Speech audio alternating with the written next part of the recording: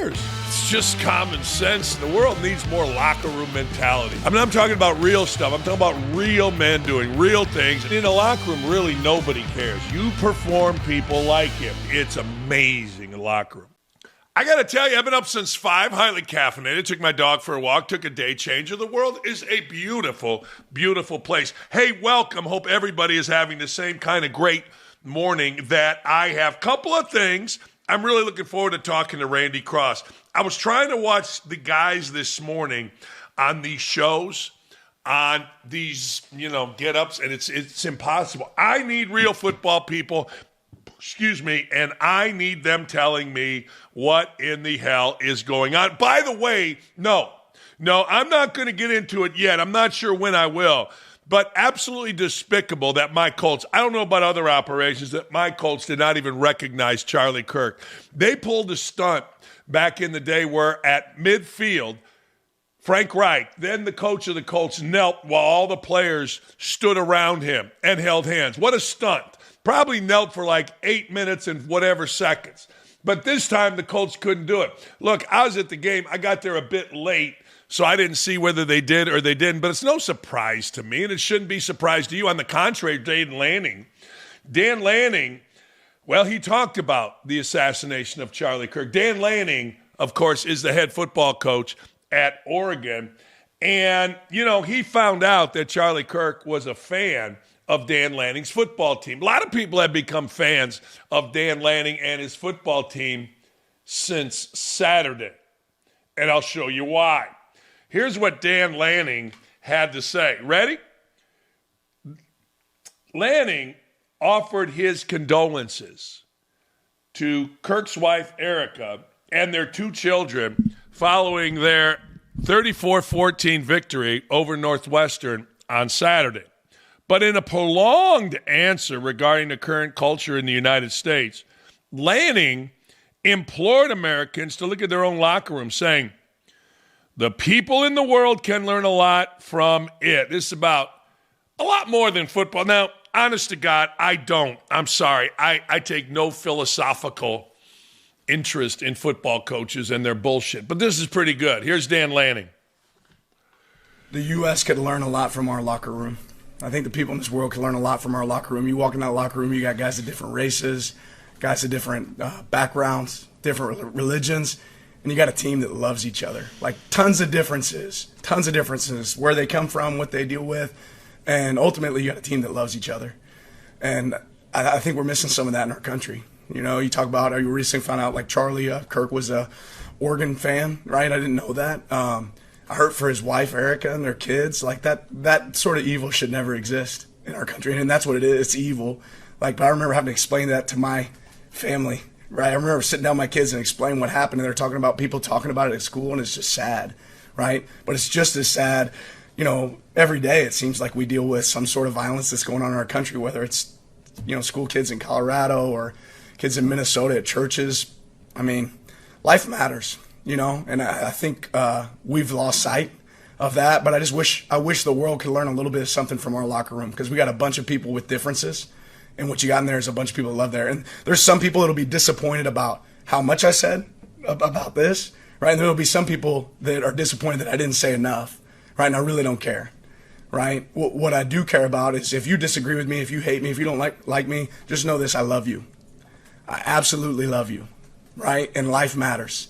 And that's no way that Charlie should have experienced that. His family should experience that. There's no way that evil should exist in this world. And we have to continue to identify it and point it out and make sure that it's absolutely evil. There's no reason in the world that our kids, we should be worried about sending our kids to school. It's our most valuable commodity in the world. They should be protected.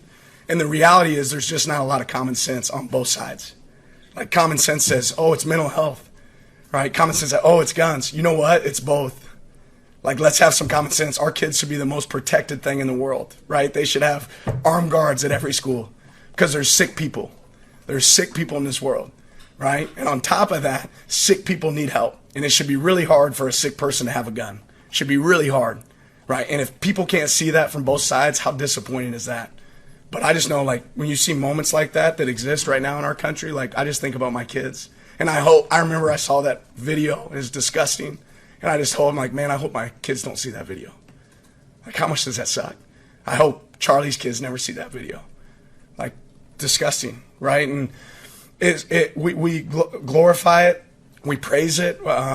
People are internet warriors, and those are sick people. And at some point, we need to go look at sports, because what our football team has is it has people on both sides of the fence, right? And there's fans that love our team that have a lot of different opinions. And the truth is, there's a lot of things Charlie said that I did not agree with at all. There's a lot of things he said that I did agree with. But what's disappointing is I can respect those differences, and somebody else couldn't. And they thought that they deserved to be God in that moment, and they didn't, right? And nobody should have to experience that. So, yeah, I got a lot of disappointment. We had we had Bible study with our team. We talked about it with our team, and I think our team feels the same way, regardless of views. I don't think they feel anybody ever deserves to experience what some people in our country are experiencing right now. It's super disappointing. That's pretty good, and he's right. I've said forever, it's just common sense to protect our school children, and it's just common sense to add things. Like, I've got guys, well, you didn't mention guns. Okay. I mean, I mentioned a lot of different stuff over the course of the last couple of weekends, fighting with people. This weekend's just ridiculous. I mean, but anyway, Dan Lanning's not wrong. Here's the deal in locker rooms. Locker rooms don't care. You know what locker rooms care about? Are you real if you're the coach? We don't want frauds. Although the one guy that has proven to win a lot and is a complete fraud is Calvin Sampson at University of Houston. But, hey, that's okay. I mean, the world is full of all kind of people. Remember the famous line in Caddyshack? Judge Smale says, Danny, the world needs ditch diggers too. And ditch diggers, well, Danny, the world needs idiots too. And that's fine. Look, here's the deal. Dan Lanning is, well, he's a guy that has to involve himself in multiple cultures. You know, in football, you have white, you have black, you have not a lot of Hispanics, some Tongans, Samoans. That's big on the West Coast. I remember Urban Meyer telling me he had to learn the whole culture of Samoa, Tongan, those kind of guys. What are they called? Pacific Asians? I don't even know. But they're awesome. But he had to learn. And that's what a locker room is. So if I come from Maryville, Indiana, and I go to Bloomington, and all of a sudden, there's somebody from California, there's somebody that's gay, there's somebody that's, who cares? I mean, in a locker room, really nobody cares. You perform, people like you. It was said, I think it was last Sunday, Monday night maybe, that J.J. McCarthy, after a great performance, was going to be viewed different in the Minnesota Vikings locker room, and I'm sure he was all week. Now, I'm not going to talk about his performance this week, but the idea is if you can perform, we don't care where you're from. Now, you could be the richest, most privileged human being alive, but if you're a jackass as a teammate, or if you can't perform or you let teammates down, man, hey, I don't give a damn what your background is. You could be the poorest ever. You could be the dumbest ever. You could be the worst. You could look like me. But if you perform and you're just a decent dude, the locker room will embrace you. It's amazing, the locker room. And Lanning is right, man. The world needs more locker room mentality. Not the stupid, hey, man, we're going to kick your ass. Hey, man, you got to pay this bill, rookie. Oh, shut up. Shut up. I mean, I'm talking about real stuff. I'm talking about real men doing real things and not giving a rat's ass about your nationality, your race, your religion. Who cares? Just be you and perform well and help out. That's it. Jeez, it make you crazy, really. I look at all these guys. I take every threat now serious. I do. I mean, it's weird. I never did. But now I'm like, wait a second. I go look at a picture, and I'm like, oh, that guy looks like a young radicalized kid calling me a clown in my direct message. Wait a second. That's a sad way to live.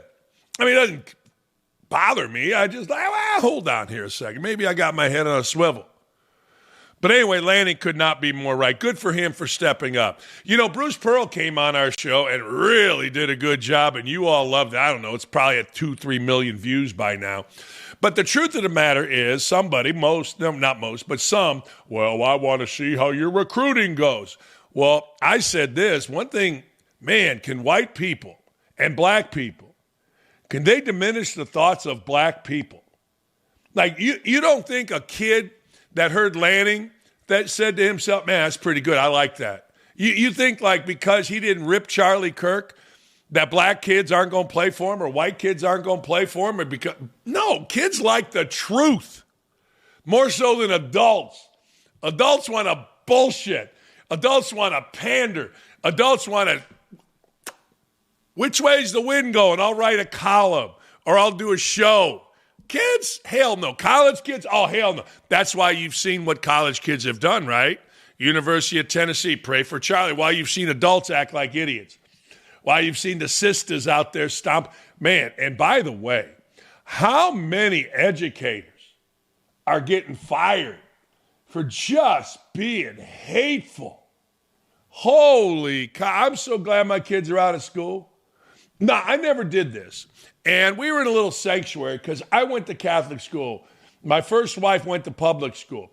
She said, Dan, our kids aren't going to public school. I said, are going to public school. I want them exposed. I said, great. She goes to one of my class reunions. I'm about 6 years older than her, and everybody's a lawyer, a doctor, black, white, everybody got along. She goes to her class reunion, Morton West High School. I call her. I couldn't go. I had to go to, we had a game. I got home. I called her. I go, hey, how'd it go? She goes, well, right now we're outside of a bar. We've had 3 fist fights. We got a bomb threat called in. Our kids are going to Catholic school. So I was smart enough to understand that liberal teachers are complete clowns. But all you got to do is read the reaction online by educators. And I don't get it. Good thing Dan Lannings of the world are still out there educating our kids. It really is good. Good for Dan Lanning. Stephen A. Smith, he's promoting. He's trying to work it. He took an absolute flamethrower to the losers and the haters that are celebrating the death of Charlie Kirk. It's pretty good.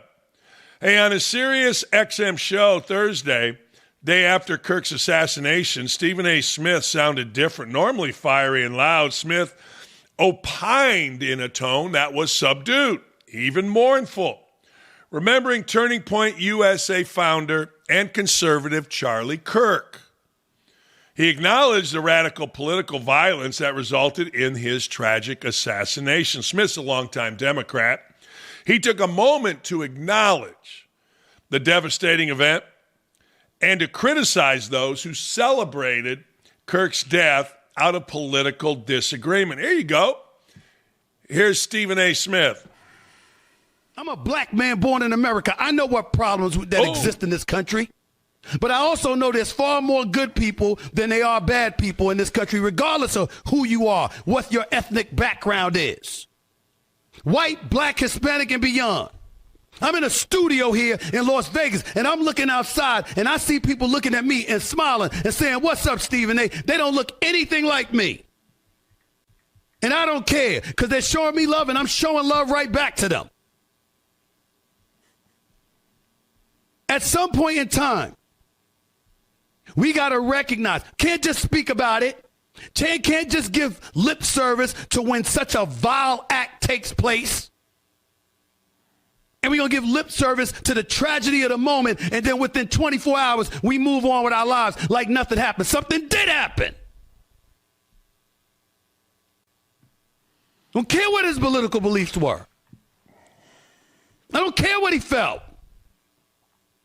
I care about the fact that a man was gunned down in front of 2 of his children who are 5 years of age or less.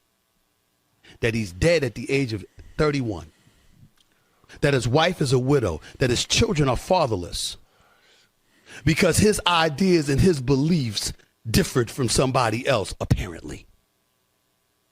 And then I'm going online and I'm seeing people celebrating it. Shame. Shame on you.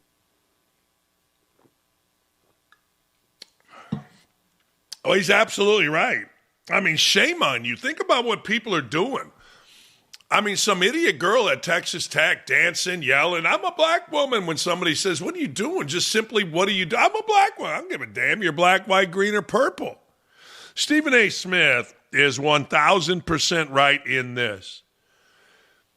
But it's not going to stop. I mean, we do this. Come on. As a nation, we always, all right, we move it along. We do. But it is going to be interesting moving forward. I'm very much looking forward to this, to see what this spawns, because I think we give so little credit to young people. Like, I watched a lot of Charlie Kirk videos today, and there are a lot of dumbass college student asking them dumbass, arrogant, stupid, disrespectful questions. But you know what? They showed up. They showed up to ask a question. They showed up to have an opinion. They showed up. They didn't have to. I mean, if Charlie Kirk's message didn't resonate, he would be like a Kamala Harris rally. No one's there. I mean, why would I go? Hey, you want to go to see Kamala Harris? What, is she doing a sex show? What's she doing? I don't know. But I'm just saying, when Donald Trump shows up, young people show. Why? Because young people like to be told the truth. I learned that as a player. I learned that as a coach. I mean, you really learn it as a coach. Young people like to be told the truth. I had a player. He's a tough kid.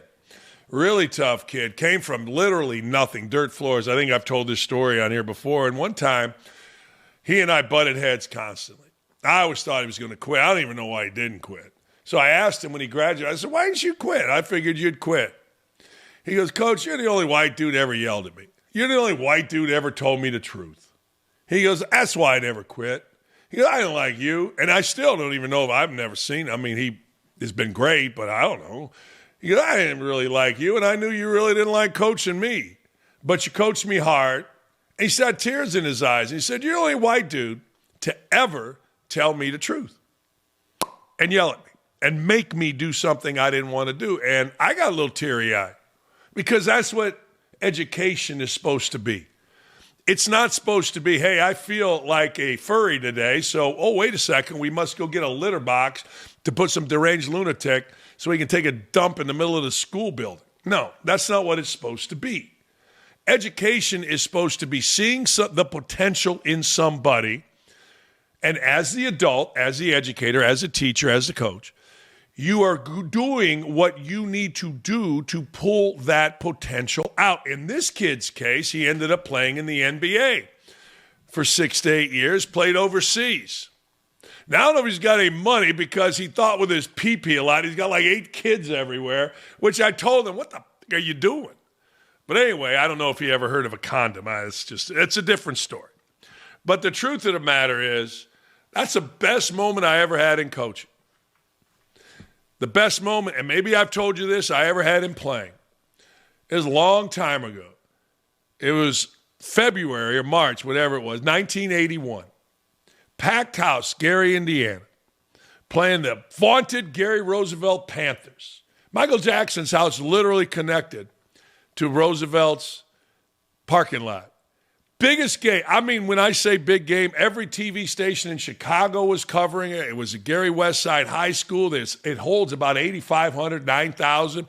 It was so packed that they had kids outside. In fact, I imagine we drove a bus. When it pulled up, I saw 2 little black kids standing there looking at me, like, because I was the star, right? Looking at me like, I go, come on, man, you're coming with me.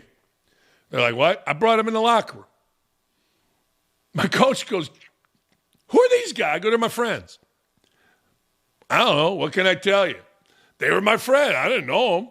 But anyway, they were in the locker room. I said, man, just go sit at the end of the bench right there. There's 2 seats. So they sat there. We win the game in overtime. I have like 35. I don't even know. Game, I foul out. I don't know, minute to go, 30 seconds. Game's in hand. The entire black Gary Roosevelt bench, the players and the coaches got off the bench to greet me, handshakes, hugs, because we had competed against them for my 2 years on the varsity. That's what sports is. That's what it is. That's what life should be. You tell the truth. You're honest with people. Sometimes maybe too honest. That's usually what it is, actually. If you really want to know the truth, 90% of the time that's what it is. But boy, have we seen different here. And it's sad. Anyway, that's Stephen A. Smith, and he is not wrong. Smith found common ground. That's what you do. As an adult male with the great American penis, you find common ground. Like you don't send somebody a tweet or you don't send somebody a direct message. You suck. If I ever see you, I'm going to kick your ass. Oh, okay. All right. I mean, like I said, we got to take those a little more serious now. But, hey, what are you going to do? It's bullshit. Grow a pair. Let's get to sports. I love Brian Kelly. The coach at LSU, I'm a fan. I'm a big fan. I may send him an email. I may send him a letter. I don't know. But Brian Kelly won 20-10. And, Brian Kelly knows that he has won everywhere that he has been, whether it's Grand Valley, Central Michigan, Cincinnati, Notre Dame, now LSU. He's won everywhere. Now, he's one of the great politicians. So what? All these men are, sorry, Robert, I'm trying. All these men they're all politicians. But he was not happy with the reporter's line of questioning following his 20-10 win. And he's right. Like the other teams on scholarship, too, last I heard, they're paying about $6-8 million to their coach, Billy Napier. I don't know what the hell they're paying DJ Langway, but he is in commercials, and he's got a big NIL deal. And it is the University of Florida where the best football talent used to go, and Urban Meyer and Spurrier would win national championship. Anyway, he called the reporter spoiled. I love this kind of stuff. Here it is, Kelly going off. Brian in the back, I know you love these immediate post-game sessions, but what are you seeing with your offense? Stop. Really? Is that the first question? We won the game 20-10. Try another question. What do you want me to tell you? I just laid it out for you. We played the game to win the game. We played the game to win the game. All right. How about third down then? What is going on with third down? It's one game. Last game, we were great on third down. You're looking at this from the wrong perspective. LSU won the football game. Won the game. I don't know what you want from me. What do you want? You want us to win 70-0 against Florida to keep you happy? No, I think people want to know why you can't run the ball, quite honestly. We can run the ball. Did you see the last play of the game? That's all you need. You just need one. There's a ridiculous questions. And I'm getting tired of it. That football team just worked their tail off to get an SEC win, and you want to know what's wrong. You know what? You're spoiled. You're spoiled. This team is 17-1 at night. 17-1. Give them some respect. How about that? Give them some respect instead of micro-analyzing every little thing. This is ridiculous. For a group of seasoned reporters, that kind of question is so out of line. I don't know if it's out of line. Hey, did we put up our Twitter yet? Because I got to talk about how much I love Brian Kelly. I don't know if the question's that much out of line, but I get it. Like, some douchebag reporter has no idea what he's asking. And I'll tell you why. I'll explain that. Why doesn't he have any idea? It's right there in front of you. Because he doesn't understand what went into it. He doesn't understand how when you are playing a game, I remember Belichick, Parcells, Coach Knight, myself. Who doesn't belong in that picture? I'll say it for you. Okay. And Bill Parcells, I'll never forget this, said, look, you got to coach this game. I don't care what happened yesterday. I don't care what happens tomorrow. And there are going to be times whatever you think your strength isn't working. For whatever reason. Maybe there's a bad personnel in there. Maybe the other team's just really good. I mean, I don't know. Maybe they're only good that day. I don't know. But Kelly knows that, hey, man, these are hard games. And these are tough tests. And frankly, we're lucky that we won. Now, we put the work in, so maybe luck is the wrong word. But what goes into just winning a game at that level? Like, this wasn't, I'll be honest with you. This was different than the Colts. Like, Shane Steichen could not have effed up the game more yesterday, and he got lucky and got a win. They stopped running the ball. They ran it up the middle. Everybody in the arena knew they were going to run the way the set was. They had the same play 3 times, lost yards, asked the kicker who cannot kick from 60 yards to make a 60-yarder instead of trying to push the ball down a little bit. Hell, they lost yards. Now, they won the game, so if Steichen gets up there and says, we're 2-0, no, that's totally different. This was a hard-fought, both teams coached to beat the other team game that you got done. I love that Kelly did this. I don't expect writers and journalists to understand what goes into it. It's not their job to. It's just like, I don't know what goes into some newspaper guy. I see him. They're, I guess they're writing their stories late at night, but man, a lot goes into trying to beat a team like Florida, and sometimes you just don't have it against a particular team. Kent State was always really good in our league. Went to the Elite Eight. We couldn't beat them in 2002. But when we went and played there, we played great. I don't know why. Anyway, there you go. A lot of stuff going on in college football, man. This should have happened. All right, let me back up. UCLA head coach Deshaun Foster last year at his introductory press conference gave the worst opening statement in the history of coaching.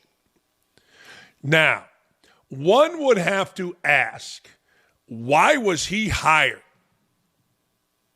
Listen to this. This is the head coach of UCLA. And make no mistake, this is what comes up at universities, in athletic departments, with academic people.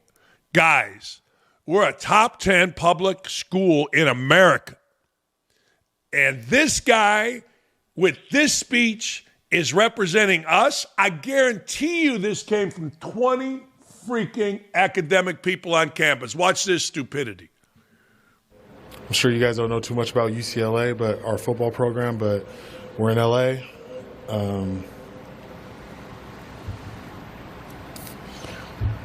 It's us and USC. We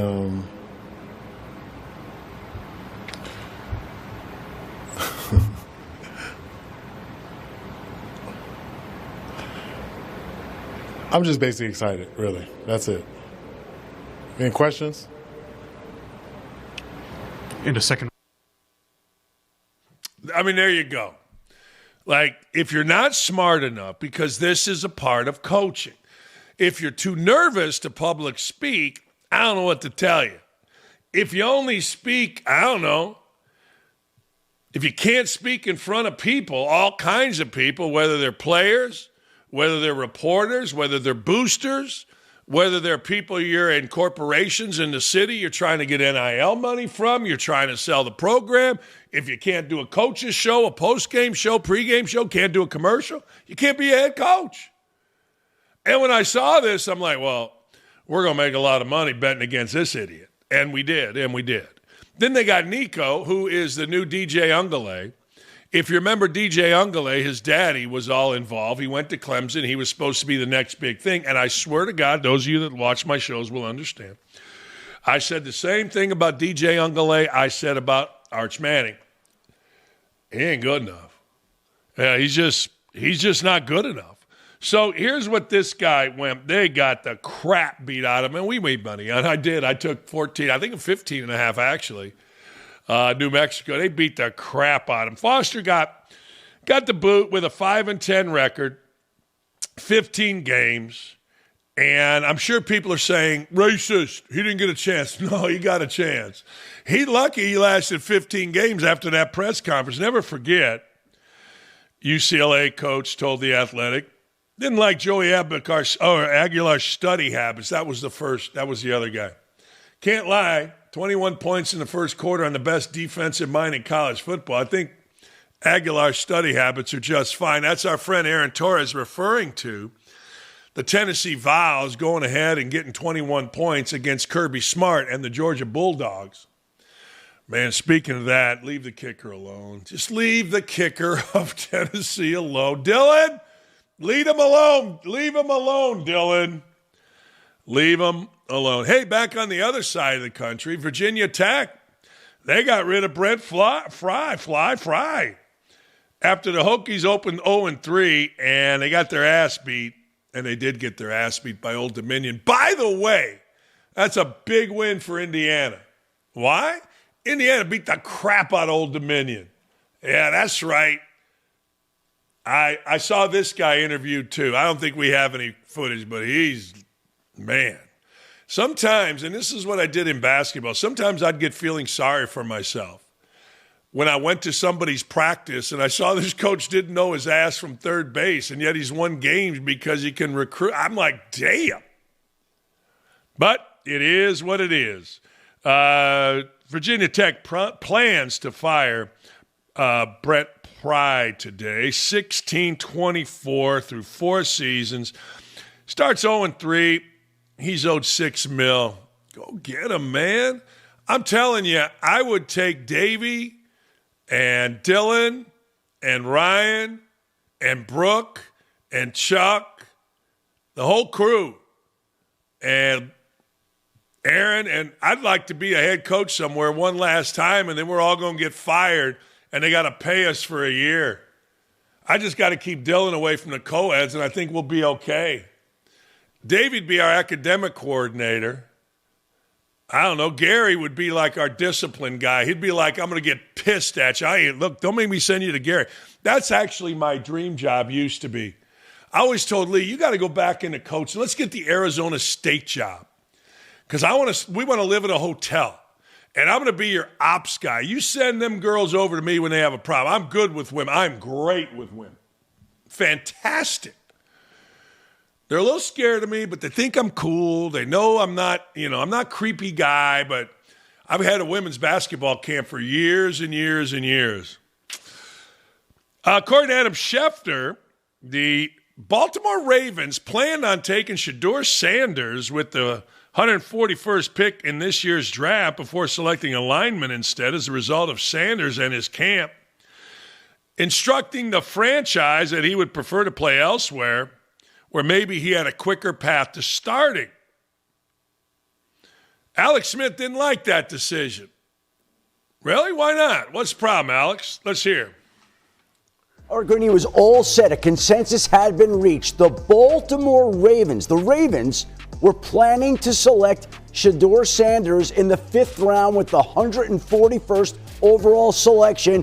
But when he found out, he got word back to the Ravens that he preferred not to go to a place where he would be competing and backing up Lamar Jackson. He wanted to be in a place that he could play. And so when the Ravens got that message, they pivoted, went a different direction with the 141st overall selection. And 3 picks later, the Cleveland Browns selected Shedeur Sanders, who will be in Baltimore today, where he could have been spending his NFL career if he were willing to back up Lamar Jackson. Preferred not to do that, and so Shedeur Sanders will make that trip to Baltimore today. Could have been a Raven, but he's a Brown, 3rd string on the depth chart, Randy.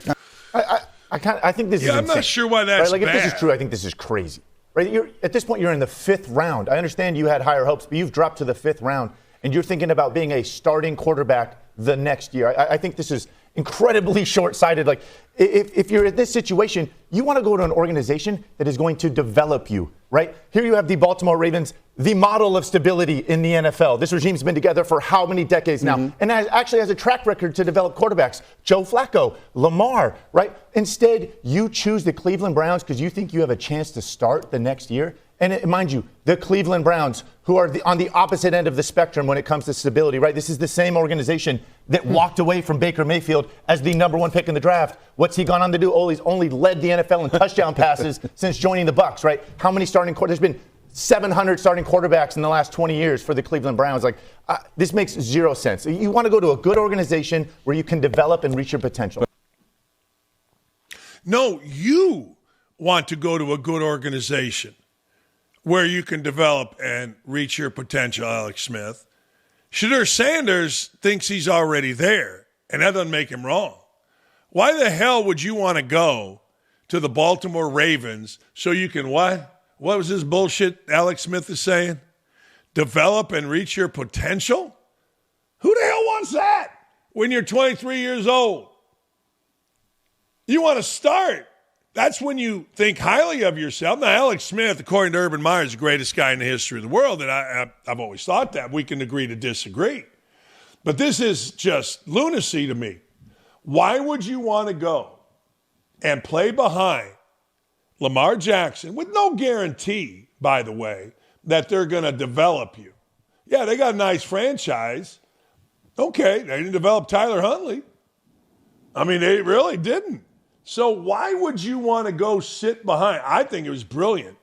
I mean, so you're supposed to sit there and go, well, I'm just a fifth-round pick.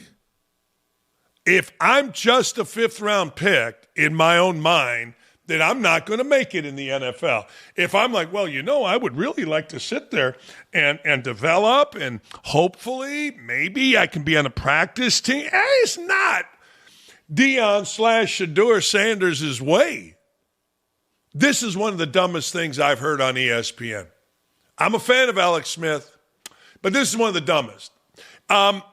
There's a difference, I guess, and this isn't about, this is about entitlement. You're the number one pick in the draft, Alex Smith. So, okay, it's easy to talk down about somebody else, but I want to go sit there for how long is he supposed to want to sit there and develop? Go to the Browns. Don't they have a quarterback coach? Didn't they hire offensive coordinator? Isn't Stefanski some kind of genius? All I got to do is beat out. Wait, Joe Flacco, isn't he 110 years old? Aren't I as old as his son? That's how Shedeur Sanders is thinking. That's a weird deal because generally, I think I do. I think Alex Smith is a pretty smart guy. But my God, man, that seems like, I don't know, insanity. Hey, before we go to break, I got a lot to get to here. No, I do. I got a lot to get to. When we come back, Arch Manning's struggling. I am one of those that will tell you I told you so. I am. And I'm going to tell you so. Hey, you enjoying the show? Of course you are. Make sure you head over to youtube.com/@don'tatme with Dan Dakich. It's one word. There it is. To like, comment, and subscribe. That way you'll never miss any of our great content.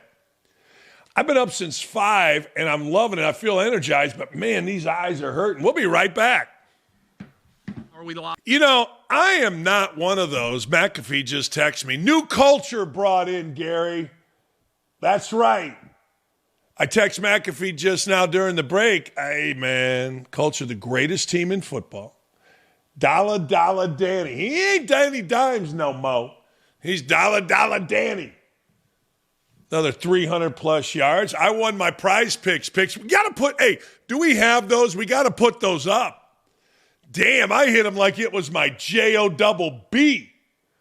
I took the more than 210 yards on Danny Dimes, and I took that one special pick. Tonight I got another prize pick if you'd like. I do. I'll give it to you in hour number 2. I'm going to take it. I'm going to take a little flyer because I'm up a bunch of money. But the truth of the matter is the culture of the greatest team in football, Dollar Danny, is the front runner right now for MVP. He's going to end up in the Hall of Fame, and it ain't his fault that the New York Football Giants suck. And as I continue on with this little bit of a rant, Gary, I apologize, but they weren't wrong last night. Oh, get out of here, despite Jones. Jones had 300-plus yards. He was great. I was in the 5th row.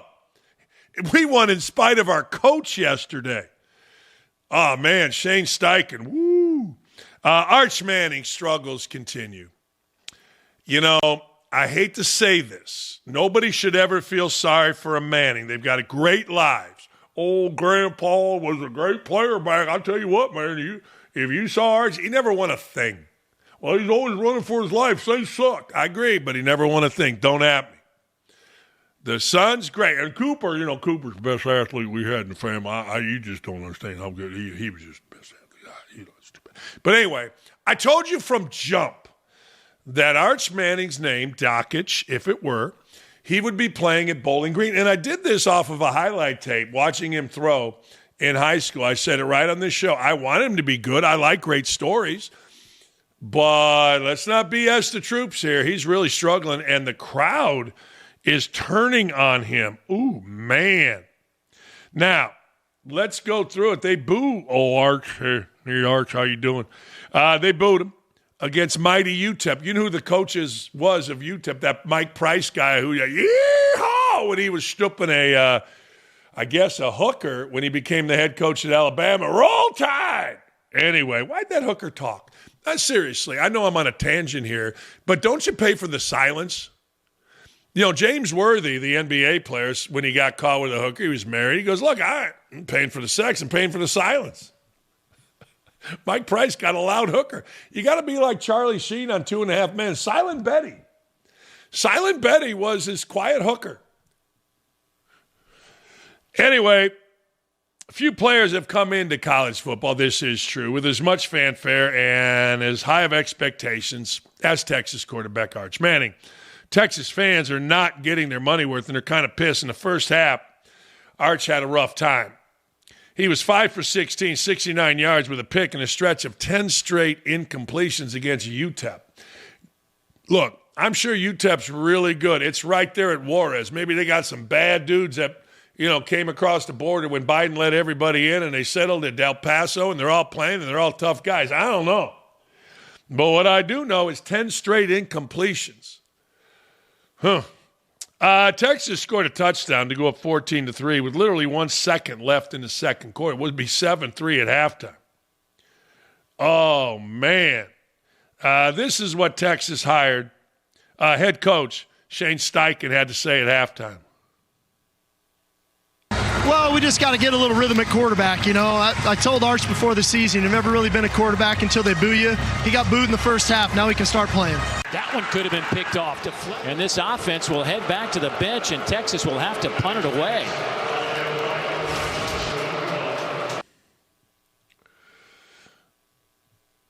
You know what I mean? I'm just saying. You're getting booed at home. Now, hold on. Now, and I don't want to hear from anybody, oh, poor Arch. I am starting to feel bad for him, but no old poor Arch, old rich Arch. And yes, he contributed to all of this. He did. Why are we doing commercials? I don't know. Now, they've been smarter than most families. This isn't DJ Ungale and his band of idiots, nothing like that. But the truth of the matter is, you're not playing well. Locker room's a tough place. Campus is a tough place. It just is. Everybody loves you until they don't. Texas ended up winning 27-10. 11 for 25, 114 yards, touchdown and a pick. Got 2 rushing touchdowns, but he really has not done anything to instill confidence in Texas fans. And they got a tough schedule coming up. I don't know if Oklahoma's any good or not. They seem to be, in beating Michigan, who came back and won by 60 without Sharon Moore. Man, as a Tide, the biggest win, I think, ever in the Big House. 60 should be right there. Ryan Leaf is always the guy that people compare a bust to. And I like Ryan Leaf. I do. Right? It wasn't Ryan Leaf's fault. Well, maybe it was with the addictions and stuff, but that's a sickness. It wasn't his fault. He was second pick in the draft, came out with Manning. So Arch is going to lead the nation in passing, be a first-team All-American, win the Sammy Baugh Quarterback of the Year award, finish third in Heisman and play for a natty. Sounds like he's going to have a pretty damn good season. Hook him. That's right. I watch people around me do the two-handed twist on Arch for a whole year just to make him into be Ryan Leaf. That's a good response. First-team All-American, lead the nation in passing, quarterback of the year, third in the Heisman, and play for a natty. Pretty damn good response by Ryan Leaf. You know, people always say you're supposed to be the bigger man. No, you're not. Nay, Nanook. Sometimes, like masturbation, you got to please yourself. Sometimes you got to make yourself happy. There's a famous scene in my high school locker room. A player, big guy, strong guy, looked at another one of our players as he was walking in the shower, and he said, "Hey, man, who you going to please with that?" The smaller guy, who turned out to be a doctor and one of my dear friends, looked and said myself. And we rolled. Sometimes you got to please yourself. I don't know why Gary's so mad about Danny Dimes. I mean, come on. Danny Dimes is playing great. All right. We're starting to get some quotes from the failed border czar and laughingstock of a vice president, eventual presidential candidate, Kamala Harris, from her new book, and she blasted the vegetable that was Joe Biden over his selfish decision to run for a second presidential term before taking issue with the fact that the White House was timid to shut down false narratives about her. Look, here's the deal. Even the White House, even people on her staff knew that she was such a train wreck, they really didn't want her to be president. You know, I think it would be fascinating if we did like the AP voters. If you took after a presidential election, without them even knowing it, you can only do it one time. All right, we're going to show who the sitting president's people voted for. Meaning, it wouldn't matter because you couldn't vote for Trump this time, right? You couldn't do it. But Trump last time, see how many inside the White House actually voted for him, or to see how many inside the White House actually voted for Kamala Harris this time. That would be fun. I don't know how many people work in the White House. Seems like there's, let's say, 1,000. I don't know. In and out, intern, the whole thing. I think it'd be fun as hell. I think it'd also be fun to see which members of Congress, which members of the Senate, which members of, guys that go on Capitol Hill. What's going on here? Who'd you vote for? I mean, make their vote show, like AP voters. And of all the people in the White House, I was in the worst position to make the case that he should drop out. I knew it would come off to him as incredibly self-serving if I advised him not to run. He would see it as naked ambition, perhaps as poisonous disloyalty. I don't think he knew what that word meant. Even if my only message was, don't let the other guy win. This is Kamala Harris. It's Joe and Jill's decision. We all said that like a mantra, as if we had all been hypnotized. Was it grace? Was it reckless? In introspect, I think it was reckless. The stakes were simply too high. This wasn't a choice that should have been left to an individual's ego or an individual's ambition. It should have been more than a personal decision. Yeah, well, what are you going to do? You guys all told us he's in great shape, great spirits. When Fox News attacked me on everything from my laugh to my tone of voice to whom I dated in my 20s, or claimed I was a DEI hire, the White House rarely pushed back with my actual resume. Yeah, well, why do you think that is? I mean, seriously, why do you think that is? It's that way because everybody knew you. Like, if you didn't make fun of your laugh, then I don't know what to tell you. Who you dated in your 20s was a 60-year-old man that you were stooping to get ahead. Stop it, stupid. Just stop it. I'm sure your resume's great, and I'm also sure you're a DEI hire. Remember, there's nothing wrong, according to DEI folks, with being a DEI hire. They brag about it constantly. Look at our DEI office. Look at how big our DEI office is. Look at how many great people we've hired. No shame in being a DEI hire. At least that's what you all told us. No, I can't wait. I got to tell you, though, this ain't a book I'm reading. Stock up, stock down. Stock up. The Titans, Dolphins, Jets, Saints, Cowboys all held moments of silence for Charlie Kirk. How about that? Yeah. How about that? Charlie Kirk did not get a moment of silence in my town. But that's okay, because I know you may not. I know that my town, is incredibly woke and stupid with certain things. We literally have, I'm going to say this. I don't know who the worst mayor in America is. I don't know the answer to that. But I know we got the worst white mayor in America. That I know. I'm trying to think, all the cities are hiring sisters and stuff like that. That's cool. Hey, you got to do what you got to do, man. But the truth of the matter is, we got the worst white mayor. He was drunk the night they burned down our town. He didn't want to do anything. He didn't want to do anything about it. He told the police to stand down. People got killed. No, he was really, really bad. He was bad. Anyway, Amon-Ra St. Brown. Now, he might be my favorite NFL player. Why, you ask? I'll tell you why. Because that dude has a great name. I wish I had named my kid something like that. Instead, I named after a friend of mine. Well, that's not true either. He has the same name as a friend of mine. He's got the same name. Listen to this. St. Brown yesterday caught 9 passes for 115 yards and 3 touchdowns against his former offensive coordinator. Now, I got to tell you, one of the reasons I like the fact that he is on our stock up is because when you do it against your former boss, I guess, your former coach, that feels good.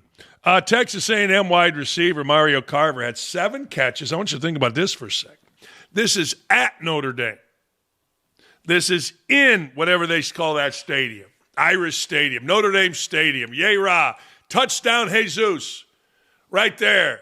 Bunch of big, old-headed white dudes my age having the greatest tailgates ever. Hey, you got to come. We got sausage from Chicago. We got Arnie's. We got beef. Oh, okay. Oh, you got beef. Oh, I love it. I do. But anyway, long story short, one of the things that I've always said is you got to play well in the big moments if you are, ladies and gentlemen, if you are a guy that wants to play at Texas A&M. I told you, I had no idea, not any idea whatsoever who Texas A&M had on their team. No clue. But I know this. If you're playing at if you're playing at Texas A&M and you're a skilled position guy, you making a lot of money. So my man here, Carver, who is like the fastest guy in the world, listen to this, averaged 29.5 yards a catch against the Irish. 7 for 207. Went 86 yards, ran right past the Irish. Stock down, UCLA actually should be stock up. You got rid of a guy, man. Wow, Deshaun Foster, that was a bad tenure. And Nico Noga, whatever this guy's name is, he's awful too. Mike McDaniel, you got beat again. You've already had a players-only meeting. Think about that for just a second. Now, he was the guy Mina Kimes and others said was going to be the next generation of coaches because, well, he's so cool. The Chiefs, 0-2, but it gets worse. Did you guys know this, Dylan and Davey and others? Did you know that the Chiefs, and Dylan, maybe you can find this for last thing, the Chiefs wore shirts honoring, wait for it, Rashee Rice, the idiot. And I do say, I'm sorry, Robert, but come on. He went 125 miles an hour down what I think is a Texas highway, crashed into 6 different cars, 6 people got injured, sent to the hospital. And you know what this clown did? He got on his phone with 2 of his butt buddies and walked away. And these guys are telling me, free him. Free him? Are you crazy? Hey, by the way, stock up to the Indianapolis Colts. First team in the Super Bowl era to not punt in either of their first 2 games this season. And I got to tell you, I know this ain't right, but I got to tell you, if they'd have lost that game, I'd have had to have a serious conversation about the coach. I'd have had to bring him in if I was Carly Ursay, the owner, and say, all right, maybe you're not the guy here. I know, you're the boy wonder, but his play calling was absurd.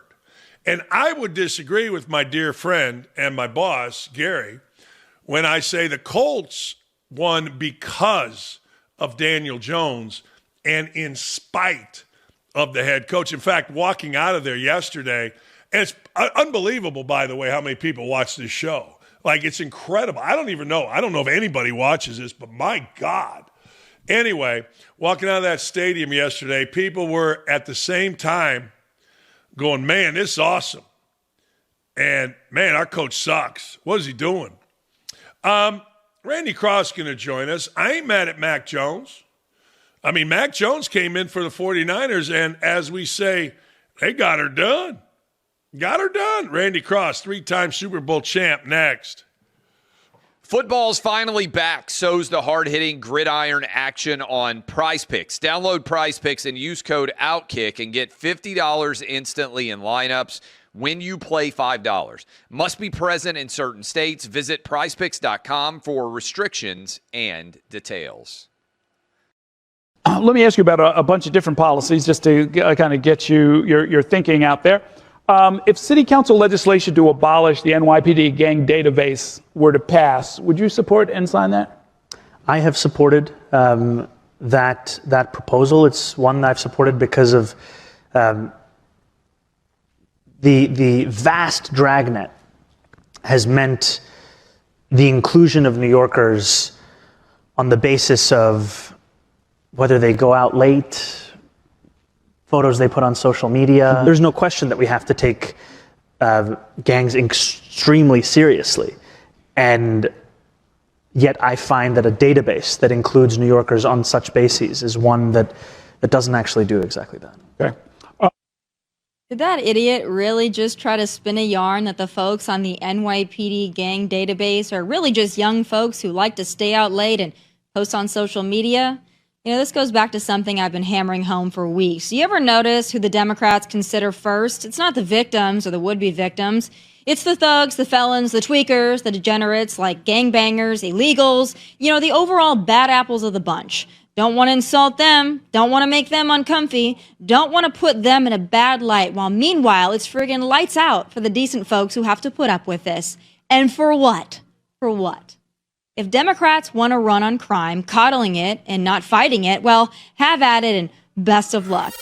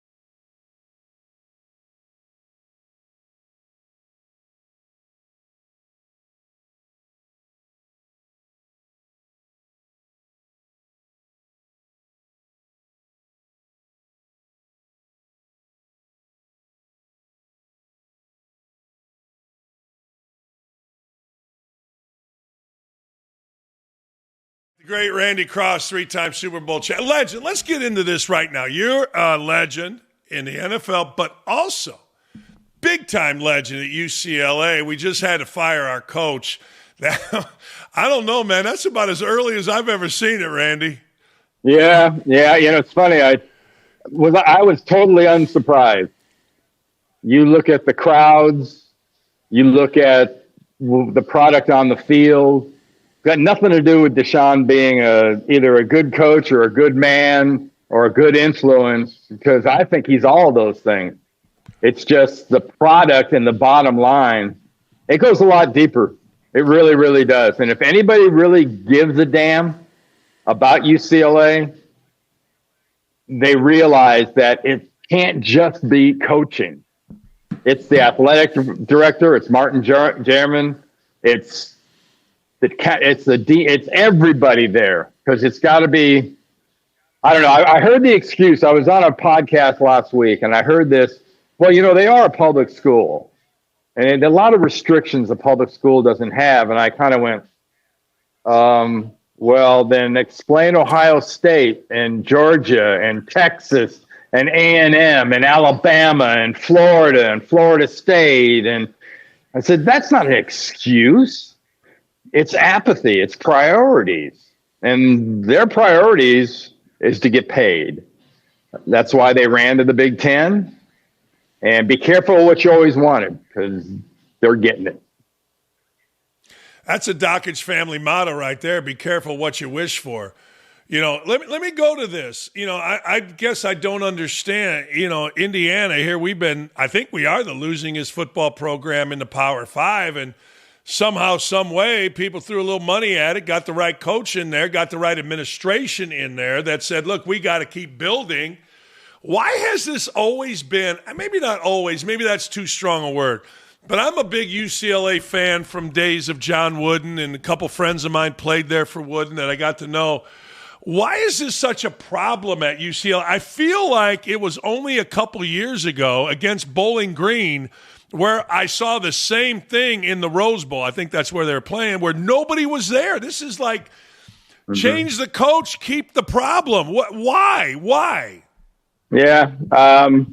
Ever since Terry Donahue, who, besides being an amazing coach for an extended period of time, he was my old line coach at UCLA. I had him for 4 years there, coaching the offensive line. Such a great man. He and his wife, Andrea, and their kids. Ever since Terry Donahue left, they've had new Heisel that had periods where they were okay and at times good. They had even Mora at times looked like he had a chance, but they couldn't overcome the inertia. Terry was a UCLA guy. He played on the 66 Rose Bowl team that beat Michigan State. I mean, he was like a 205-pound defensive tackle. Unbelievable story. Boxed at night during training camp. I mean, all kinds of crazy stuff. But that's the kind of dude it takes to win at a place like that. Because it's force of will if you're going to win. Way back, this is I don't even know which coach they were on. Urban Meyer had left Florida, and he calls me up. We coached together at Bowling Green. Hey, man, I got to send you this. I go, what? UCLA offered me their job, and the package they put together is incredible. I'm not going to go into what all it was, but it involved everything. Now, the world is different. NIL matters. Mm-hmm. Why wouldn't UCLA be in great positioning for NIL money for kids? It's a great school, business, that kind of thing. Why aren't they positioned for where's NIL that money, success? Where's that money come from, Dan? Where did Indiana's money come from? Couple of billionaires. Alumni, couple of well-placed billionaires. You don't think UCLA has got those? Right. Like a deck of cards just sitting in the desk? No, I don't buy that. That's not the issue. I just do not buy it. I think it's a deep cultural rot at UCLA that whoever takes this job, even if Urban Meyer would have taken it, it has scared his ass to death when he came there and he found out. And they always blame it on playing at the Rose Bowl. The Rose Bowl is the finest goddamn stadium in America. I think it's fantastic. Is it close to school? No. But you know what? Get over it. They've got such apathy about their football. They've got apathy about damn near everything. I mean, they're a great reflection of what our educational system has done and what it's morphed into. I sincerely think they could give two shits about whether or not UCLA is going to be a winning football team. And I feel bad for the people at UCLA that care.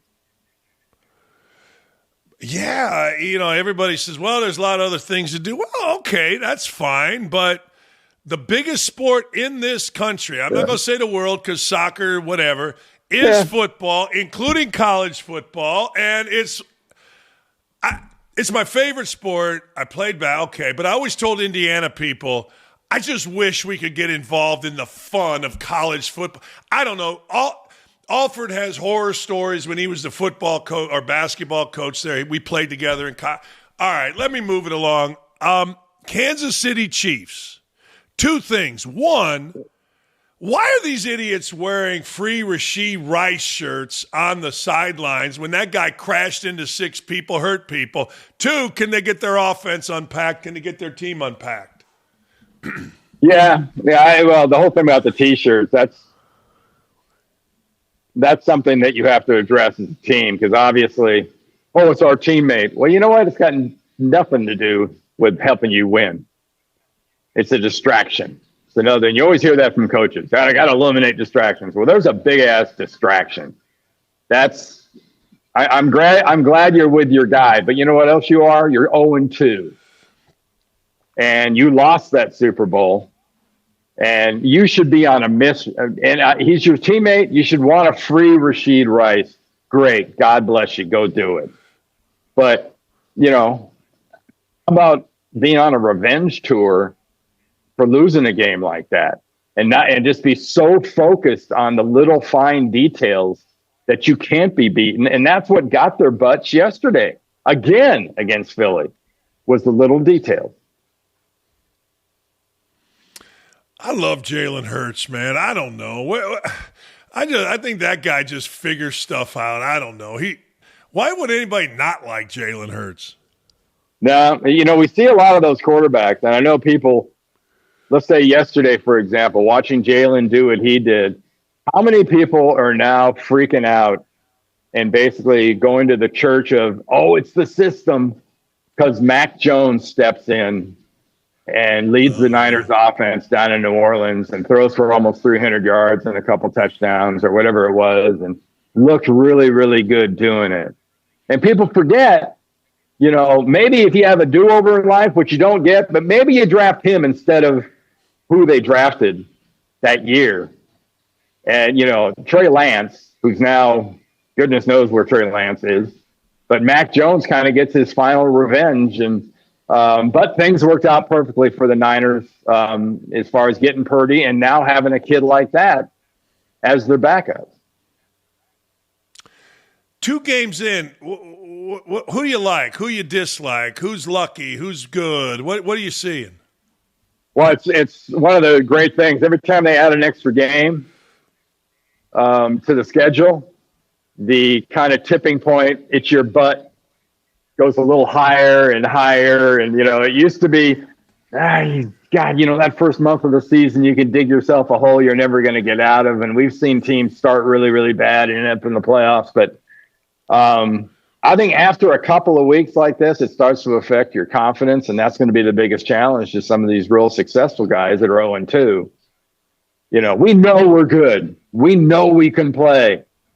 Oh, we're 0-2, though. Maybe we need to change this. Maybe we need to change that. You don't need to change anything. You're really, really like that. Like, for instance, Kansas City, you're talented as hell. You don't need to change a thing. Notre Dame got a shot here, 0-2. Speaking of 0-2, you just made me think of Notre Dame. Everybody wants Notre Dame. Where are they at in this whole thing? That's not very. I thought Marcus Freeman, I think he's done an unbelievable job. Look at the 2 games they've lost. That was a thriller against Miami, and another thriller. They lose against A&M. I look at that game, and Notre Dame's in a hole. It's going to be tough to dig out of it 0-2. But hey, all you got to do is win 10 straight. And if you're Notre Dame, that's something you could probably do. Look how they started that game. You blocked a punt for a touchdown, and you ended up losing. So I choose to say kudos to Mike Elko and that staff at A&M and that team in general that can have something like that happen early on the road at Notre Dame and still come back and win. Yeah, there's like some crazy stat. If you block a punt, you win the game I don't know, 3/4 of the time or 80% of the time. There's some nutty stat out there. Maybe it was 90. I don't know. I'd have to look. But I saw it the other day. In fact, I think Urban Meyer put it out there. I think it was 80 or 90%. You know what's great, though? College football is awesome. Randy, I was watching On one screen, Georgia, the kid missed a field goal for Tennessee. On the other screen, it was, what do they call it, the game or whatever, I don't know, backyard brawl. Pittsburgh and West Virginia were going to overtime. Yeah, on the same, two screens at this bar my wife and I were having a beer at. Which NFL team do you think right now is, well, this is the wrong way to put it, but right now is underachieving? Is it the Chiefs? Is there anybody else out there that you're like, this team could be really good? They just Well, the Chiefs by default being as good as they are, seeing this is the kingdom. I would say, they would have to be the one wearing the dumper on their head right now as far as the way they're producing. But I mean, there's several teams. How about Minnesota? How about a team that won 14 games last year, and you watched them last night, and it's like, really, seriously? I mean, you have only to conclude that Sam Darnold might be that good to make that much of a difference, because the second year / rookie McCarthy is not making much of a difference. I thought they said it well. I don't know what was that. Maybe it was Collinsworth last night said they have played 8 quarters, only one of good football. Talking about Minnesota, offensively anyway. And you talked earlier about Mac Jones getting a second chance. Well, that was kind of the theme of last year, was it not? Geno Smith played great, Darnold played great, Mayfield played great. What do you expect out of Mayfield tonight? Anything good, bad? What are you thinking? I think good. I mean, look at the one thing you really got to concentrate when you look at what the Bucs have done, and they started doing it when Brady was there. They're pretty damn good at the line of scrimmage on both sides of the ball. And anytime you got a guy the size of Vita Vea in the inside of your defense, people are not going to run a whole lot on you in there. And I think their offensive line has gotten better and better, and they got some serious toys on that team. And Mayfield's got the ability to hurt you with his feet, to ad-lib with his feet, to pass. I like them. I like them a lot. I think, if you looked at teams or conferences or divisions, that one team at this point stands a good chance to kind of run away with, it might be Tampa in the NFC South, because I think they're pretty clearly the best team. Are we unfair now to quarterbacks, or are quarterbacks more advanced? Like, it was supposed to be a marriage made in heaven. Caleb Williams coming to Chicago, Ben Johnson, the genius. Okay, I know we're only a couple games in, but are Joe Montana was a 5th-round draft choice, all that kind of stuff. Are we unfair now to quarterbacks? We're a little impatient, but I think that's a product of the money. I think people were a lot more patient when the salaries were somewhere at least in the 6 figures. When it's climbing now into the 8 and 9, they get a little bit. Their expectations ratchet up a little bit. Let's put it that way. And they're well trained. Kids are 7-on-7s in high school. They're throwing in college. The NFL's been smart enough to morph a lot of the college stuff concepts-wise so the players can play earlier. The problem in running the same style of offense, that not the same, but similar from college to pros, is your processing is so much different because the defenses are not that similar. And you've seen some NFL-style defenses or defensive coaches come over to the college game in the early part of this season and have some success because they can sprinkle in a little college defense, which is different. There's so much college, NFL difference, so much college, so much different on the defensive side of the ball. When you look like, we've had some resurrections. I was just talking about it. I'm thinking to myself, we seem to give up on guys easily. How incumbent is it on a guy like you, a veteran guard, tackle, center, to help a young quarterback? And how do you do it? Well, do your job and protect his ass at all costs.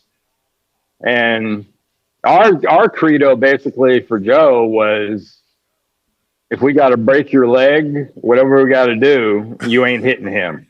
Now, did people hit him on occasion? Yeah. But we did everything we could to stop people from hitting them. That's got to be your mindset as an offensive lineman playing for a quarterback, and you want to give him a chance to be really, really good. That's number one. And, number two is all the other stuff off the field. You got to get to know the guy. You can't be the quarterback can't be aloof. Quarterback's got to be one of the guys. I don't care what anybody says. I don't care who he's married to. He can be married to a pop star, a supermodel, whoever.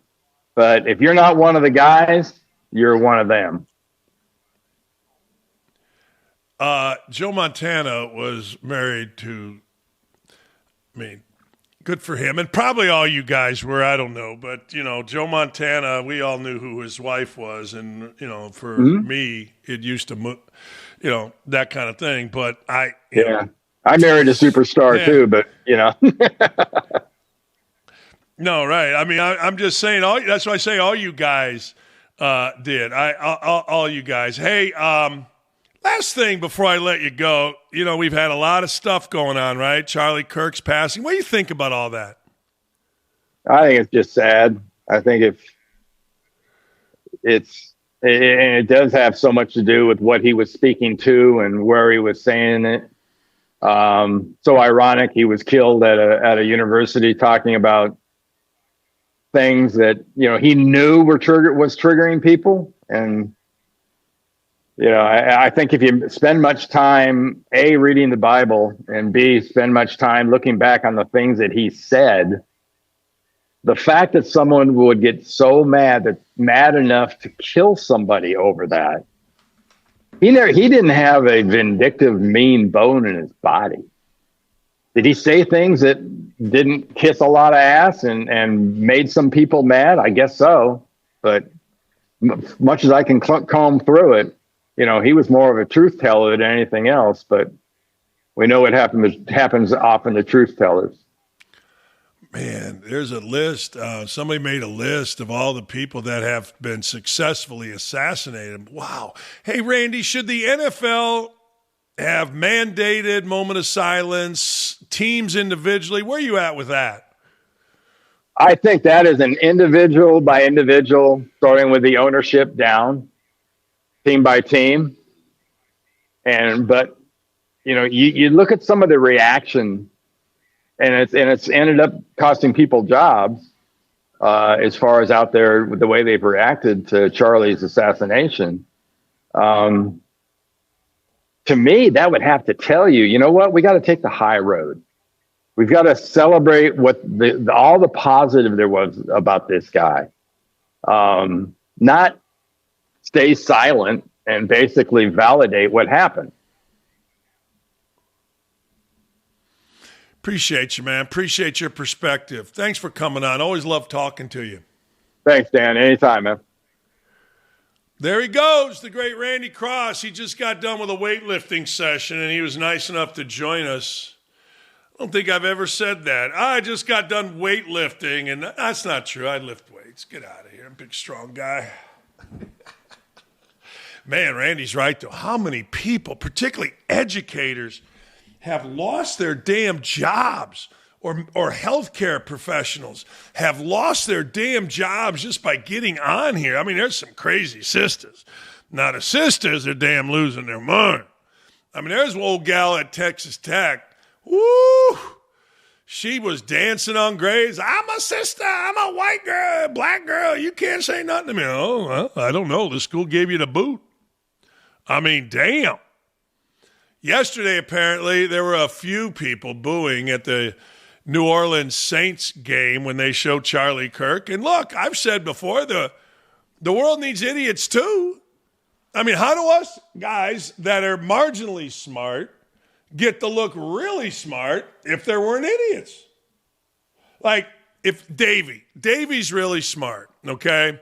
If I had to hang out with guys like Davy all the time, I would be considered a moron. But thankfully, Davy, there are these idiots out there that are showing what we would call their ass. And next thing you know, hey, we look smarter. I look smarter. There you go. Yeah, real quickly. See? with social media, it's one of those things everyone's like, have people always been this dumb? And the answer is yes. It's just with how prevalent social media is today, you're just able to see it on full display. Yeah. Yeah, I've said that. You know, you might back in the day have a newspaper columnist say something stupid, or a letter to the editor, you know, might get published, or you may, you know, your neighbor might say something to you. But you're right. I mean, everybody has this, everybody's got that, everybody has and is, you know, their own newspaper. So you're right, Davey. I think the stupid, the hate, whatever, we see, but it's always been. I mean, don't tell me it wasn't there when Abe Lincoln got killed. I mean, let's go way back. You know, that kind of, it was always been there, right? I mean, it has. Yeah, and for every assassination, like you go back in history, there were people that cheered it on, and I'm actually glad now we're able to call out those that, you know, were showing their ass. I agree, and I tell you this, I am absolutely, positively happy that there are different groups out here that are saying, hey, this is a person that did this. Now, people are saying, well, I thought you Republicans weren't against cancel, you know, didn't want cancel culture. Well, yeah, that's true. But I would also say I think anybody, and I mean anybody, would want to know where the hate is coming from and the evil is coming from. And if you're going to be celebrating a 31-year-old man getting shot right in the throat, blood pouring out in front of, I don't know, a couple thousand people and his wife and 2 children, if you're going to celebrate that, almost by definition, you are evil. Again, it's not because of what he did that made people so angry. It's because of what he said that made people so angry. I saw some people saying that Charlie Kirk was really racist. And it was, one of the videos was a debate with a white guy about when Charlie Kirk said, look, if I get in a plane and I see a black pilot, my first question is he qualified? Because, and again, this is what I've said all along, because airlines have said we are going to get, some airlines, in fact, wanted to go to 50-50, women and African Americans. And Kirk's point was, well, it's 8% right now. So they lowered standards, and we're proud to lower standards to get to their number. So it only speaks to reasonable what Charlie Kirk said. And that was, hey, you put a woman pilot, you put a dude, African-American dude in there. I want to know, is he a real pilot? Did he go through all of the training that the best pilots go through? And he spouted and cited different things that, what is it, whatever, the AFA or whatever it is, put in place to lower the standards. Now, with all due respect, any reasonable person would probably think the same. Any reasonable person could make the correlation. Any psychopathic race baiter that wants to get mad at anybody saying truce, I don't know, man, doesn't really hold water with me. And again, it goes back to treating people equally. I would say the same thing if they did it for white 50-year-old men. I'd say the exact same thing. Hey, man, I see a white dude in the cockpit, and I know they lowered standards to put his ass in the cockpit. I want to know, is he, that just makes sense. But people get so upset when you treat people similarly, when you treat people with dignity, the dignity of not pandering, the dignity of holding white, woman, man, black, whatever, to the same standards we all are. That's treating someone with dignity.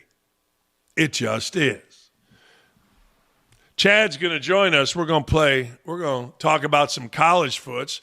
I hope that kicker at Tennessee's doing all right, man. Damn, I know he came back. I feel you, brother. I turned the ball over with 1:18 to go to the Final Four. I feel you. Came back and made one. That was pretty good. All right, Chad, next. Football's fun. You know, I miss watching golf. I think the Ryder Cup maybe is next week or the week after. I can't wait because I like to watch Tommy Fleetwood and see if our guy's happy. Chad Withrow joins us. You know him. You love him. Hot Mike. Let's not mess around with Hutton and Withrow. You can also follow Chad at Chad Withrow. We got to leave the Tennessee kicker alone, man. I was watching that kid. Dude, that had no shot. Tennessee with a real chance to upset Georgia. He came back and hit one. No, we're good, right? He's all right. Oh. Dan, I know that I've officially matured and that I'm a parent now of two kids, that my first thought wasn't, oh, my God, you idiot, how do you miss that kick? It was, I really hope that kid has a good support system around him because it's going to be tough missing that. And when Holly Rowe is on the sideline and her report is he just keeps taking deep breath after deep breath, and when people come over to try to encourage him, he's waving them off, I'm thinking, this is not a good sign. A lot of people are on Josh Heupel about the false start and running that play. My only issue with Josh Heupel was not to do it again. With 7 seconds left in the game, you were going to run the quarterback power run to get it set up and get a little bit closer and then call timeout. They false start. That's not on Heupel. That's on the player who did it, but do it again. I was screaming at the TV. I'm thinking, no, run one more play because you want this to be the last play of the game. My only goal was get in field goal range and make sure you were kicking to win it with no time on the clock. So my only second guess of Heupel in that moment was go ahead and run what you were going to run again or do something similar. Get down, call timeout with 3 seconds left, 2 seconds left, and then attempt to kick. But as we saw with that kick, it didn't have a chance. I mean, it was immediately pushed right. There was no suspense to it. It was off from the moment he kicked it. I feel bad for Max Gilbert, who, by the way, is a really good kicker. He hit one from 48 right before that. He hit essentially the same kick in overtime from 43 or 44 yards right after that. If only you could have swapped the two, Tennessee fans would be a lot happier today. Tennessee fans and the coach and everybody, it comes down and it's just miserable when it goes against you, not so miserable. All right, 2 games in, the number 1 pick in the draft. Where are we at? Whew. I mean, Arch Manning. You guys are killing him. I just, look, Paul Feinbaum, who said he's the best college quarterback since Tim Tebow. I know he's backtracked from then, but I don't think anybody imagined that it would look this bad. He's been terrible. He was nothing against UTEP on Saturday. So, I mean, it's tough to see. DJ Lagway, a guy just looking at the SEC alone, Dan, and all the disappointment there, it's been a tough go for 5-star quarterbacks in the SEC in the early going. Lenoris Sellers is out with, it looks like a concussion against Vandy also, and he was, I think, 8 for 9 in that game for 94 yards. He throws the pick. He gets hurt. Vandy goes on to crush South Carolina. It's a rough year for that quarterback position so far. Maybe Drew Aller is going to be that guy. We don't really know because Penn State has yet to play anyone. Now they're going to have an off week before they play Oregon. So we're going to find out a lot more soon. I'll say this, talking about Tennessee and Josh Heupel, what he's been able to do with Joey Aguilar, who wasn't even on campus for spring practice, and what Joey Aguilar's meant to that offense, it's been pretty impressive. I said before the game, if Tennessee beats Georgia, it will be Josh Heupel's finest hour, and he's had some really fine hours so far, and they should have pulled it off. They didn't, but it wasn't because of Joey Aguilar, who finished with 370-something yards, 5 total touchdowns. He was terrific in that game. So I don't know, Dan, your guess is as good as mine on the number 1 overall pick because the guys that we would have put in that group have been very disappointing so far. Yeah, man, there's got to be a lineman or somebody be the new. I mean, Arch Manning, they booed him. Wow. Oof. Mm-hmm. Let's talk a little NFL. Our guys got lucky. Steichen could not have. I was right there. I mean, people were getting ready to lose their mind. Titans, not a great start. Let's start with the Titans and Cam Ward and Brian. God, what's his name? I forget his name real quick. Brian Callahan. Where are we at? Well, you guys are killing him. Yeah, he deserves to be killed. Not literally, figuratively. No, not killed. By fans. Yes, you got to stipulate nowadays. The fans and media everywhere, they're right on Brian Callahan. I don't know one good thing to say that he's done, Dan, honestly.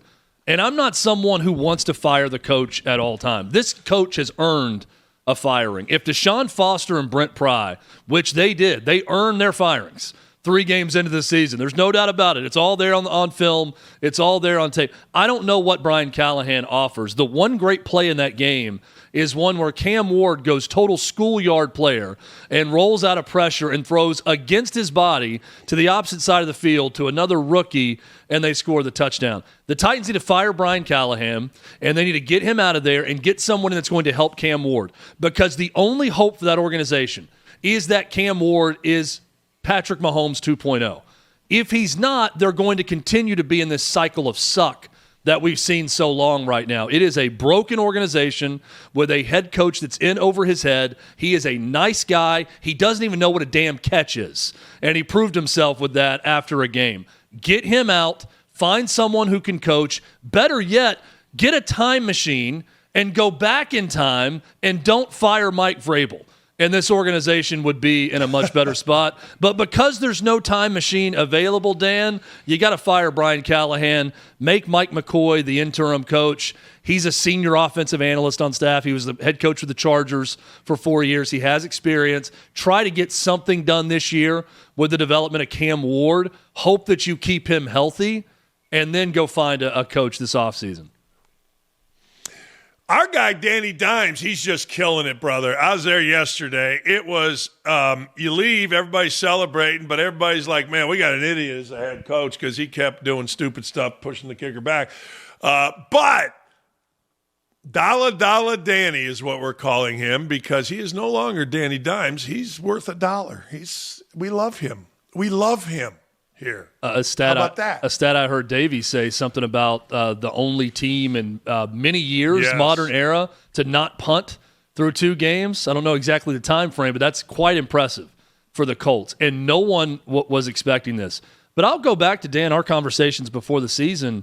I mean, the AFC South is really kind of up for grabs, minus the Titans, who are god-awful. The Jags have a chance to be something that's okay, but they're not great. The Texans are the preseason consensus favorite to win the division, but the Colts were always right there from a roster standpoint if they could get something out of the quarterback position, and they're getting more than something from Dollar Danny. Is that what you're calling him? From Danny Dollar Bills, whatever you call him. Yeah. He's been tremendous. Same thing. He's been awesome. Yeah. So they've surprised me, Dan. Beating the Broncos, who I think they played bad in Week 1 against the Titans, but I think they're going to be a really good team. That's a great win for the Colts. And through 2 weeks of the season, who's the best team in the AFC South? I think it's your Indianapolis Colts. You know, they were pretty good yesterday. Tonight, Houston Texans go up against Baker Mayfield. What do you think we're seeing tonight? What's going to happen? I think it's an important game for the Texans when we talk about the division to show something in this game. I like Tampa in this one. I think Baker Mayfield and the Bucs get it done. I do too. But I do think that it's very important. I mean, look, the Texans, you go back to C.J. Stroud winning Rookie of the Year, he has not been that same player since then. That's not a good trend to be on. I don't think he's bad, right? I just think he's become very mid across the NFL. And after 1 year, I mean, this guy was Jaden Daniels, right, after 1 year. That was the thought is, okay, the Texans have it figured out at quarterback. They're not going to need to draft anyone for a long time. Here's your franchise. And I'm not saying that he's not that guy for the Texans, but he hasn't been that guy he was in year 1 since his rookie season. They got to pick it up. They got to get something done. I don't think they do it tonight, though. Give me the Bucs to beat the Texans on Monday Night Football. Yeah, I agree. What do you think of the Jags? They lost it late. That's a bad loss. Yeah, Travis Hunter gets the pass interference, big call late in that game against Cincinnati. That's a tough one because Joe Burrow gets knocked out of the game, and you got Browning coming in, and you're thinking, okay, here's a big opportunity to get to 2-0 on the season. You're facing not Joe Burrow in Cincinnati. You're facing the backup quarterback in Cincinnati. So to not hold on in that game, it just feels like a giant missed opportunity for them. So it's disappointing, right? I don't know what to think of the Jags because they beat a really bad Panthers team in Week 1, and they come back and they end up losing to the backup quarterback where the backup quarterback had to make a lot happen offensively. So I don't know, Dan. They're a mystery to me right now. But again, I think you're going power rankings of the division, give me Colts, give me Texans, Jags right there behind the Texans, and back up about 15 spots. And the Titans, if you're looking at it visually, would be way down that list as the far and away worst team in the division. 2 quarterback issues. I'm not mad at, Dan Campbell beating the crap out of Ben Johnson yesterday, and I think Cincy has a problem, man. God, maybe Jake Browning's really good. I don't know. What do you think? Looks like Burrow's done for a minute. I think that it's a good lesson in if you get a quarterback, and Jake Browning's not great, but he's done pretty well before in relief of Burrow. He knows the offense. He knows his guys. The personnel is still the same when he was doing well before. With you got Jamar Chase and T. Higgins on the outside, so you've got something there. If you can find a guy who can tread water, and I think that's Jake Browning, right? And when I say tread water, what I say for a backup quarterback is you got a great backup quarterback if over 4 games they can go 2-2. Whoever that is in the NFL, if you can split with your backup quarterback, that's a great backup, and you want to hold on to that guy. So I think that Cincinnati's in a good spot considering that they don't have Joe Burrow and they got to go to a backup, because I do think Jake Browning's a good backup in this league. And that's going to be an issue with them. You mentioned another quarterback situation there, and now I'm blanking on what you said. Not with Cincinnati, though. Caleb Williams with the Bears. Oh, man. So absolutely just put the hammer down if you're Dan Campbell in this game, right? Ooh. And it's not because you don't like Ben Johnson, but what have we heard this whole offseason? Oh, Dan Campbell, this meathead head coach, he's going to go for it on 4th when he shouldn't, and do this and that. And all he was the sum of his brilliant coordinators with Aaron Glenn on defense and with Ben Johnson on offense. So those guys leave. The Lions are going to take a step back. You roll out in week 1, you get your ass kicked in Lambeau, and you do nothing offensively in that game. So they've been hearing all that, and Dan Campbell's been hearing all of that. So if you have a chance at catharsis, which is just beating the shit out of the offensive coordinator who left you, that everyone thinks is better than you, human instinct would say, you beat the hell out of that guy. And that's what the Detroit Lions did. So good for Dan Campbell. Look, I don't know how good Detroit's going to be this year. I do think they're falling off a bit by losing those guys because they're both good football coaches. And I think that Ben Johnson, who knows what he's going to be with the Bears. I'm not high on Caleb Williams. There's just always been a little something missing with him for me for a franchise quarterback. Maybe it's because he goes to Angel Reese's Nail Tech. I don't know. Maybe that's what it is. But either way, rough start for Ben Johnson, Chicago. And kudos to Dan Campbell for doing what every person that's a competitor would love to do. And that's beat the hell out of your assistant that leaves you, that everyone in the media is praising as the reason you were successful. That's right. People got loud about that, and Campbell, well, he had the last laugh. Got to have you on an Indy this week because it's a big week. Titans, Colts. Yeah. I wish my daughter was still in Nashville, would be there. I'm about to say, I was hoping you were going to come down, Dan, because the Titans need all the attendance they can get. They need everybody from Indy to come down to sell some tickets, because that stadium, as in 1998 when the Tennessee Oilers played at Dudley Field at Vanderbilt, that's the level of attendance we're going to see this year for the Titans in this lame duck year in this stadium before they move in to the new building. So come one, come all. If you've got the Titans on the schedule, come down to Nashville. We'll get you hooked up here at 6th and Peabody with Old Smokey and Yeehaw. We'll have a hell of a time. So come on, Colts fans. Yeah, no kidding. I got a wedding, and it's going to make me miss the biggest game in regular season game in Indiana football history against Illinois. It's driving me crazy. I got to run. I got a hard out right here. You understand that. Thanks, Chad. Appreciate you, brother. Thank you, Dan.